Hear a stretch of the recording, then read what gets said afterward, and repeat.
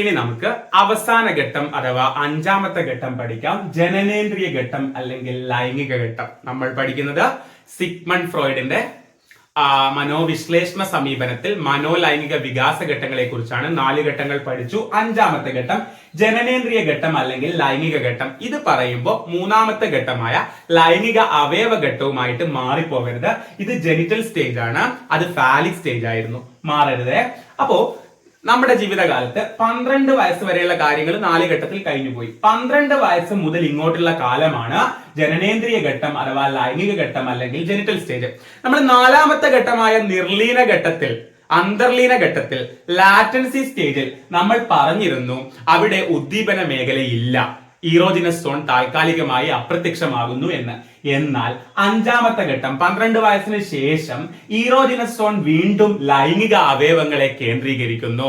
അപ്പൊ ഈറോജിനസ് സോൺ വീണ്ടും തിരിച്ചു വരുന്നു. ആരെ കേന്ദ്രീകരിക്കുന്നു? ഉദ്ദീപനം എവിടെ വരുന്നു? ലൈംഗിക അവയവങ്ങളിൽ വരുന്നു. ഈ ഘട്ടത്തിലാണ് നമ്മൾ ലൈംഗിക പക്വത നേടുന്നത്.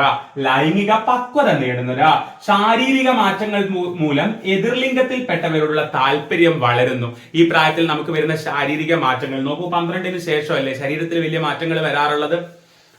അപ്പോൾ ശാരീരിക മാറ്റങ്ങൾ മൂലം എതിർലിംഗത്തിൽ, ഓപ്പോസിറ്റ് സെക്സിൽപ്പെട്ട ആൾക്കാരോട് നമുക്ക് താല്പര്യം വളരുന്നത് ഈ ഘട്ടത്തിലാണ്. അപ്പോ നമ്മൾ പഠിച്ചുകൊണ്ടിരിക്കുന്നത് സിഗ്മണ്ട് ഫ്രോയിഡിന്റെ മനോലൈംഗിക വികാസ ഘട്ടങ്ങൾ. എവിടെയാ മനോലൈംഗിക വികാസ ഘട്ടങ്ങൾ നമ്മൾ പഠിക്കുന്നത്?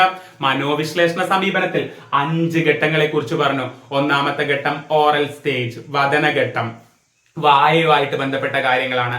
2ാമത്തെ ഘട്ടം ഗുദഘട്ടം, പൃഷ്ഠഘട്ടം, ആനൽ സ്റ്റേജ്. മൂന്നാമത്തത് ഫാലിക് സ്റ്റേജ് ആയിരുന്നു.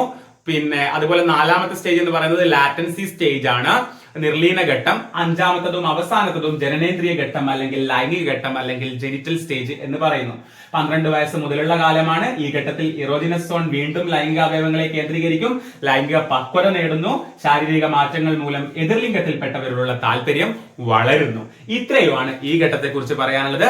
ഇതോടുകൂടി നമ്മളുടെ സിഗ്മണ്ട് ഫ്രോയിഡിന്റെ മനോവിശ്ലേഷണ സമീപനം നമ്മൾ മുഴുവനായിട്ടും പറഞ്ഞു കഴിഞ്ഞു. അടുത്ത ക്ലാസ്സിൽ പുതിയൊരു ടോപ്പിക്കുമായിട്ട് വീണ്ടും കാണാം. താങ്ക്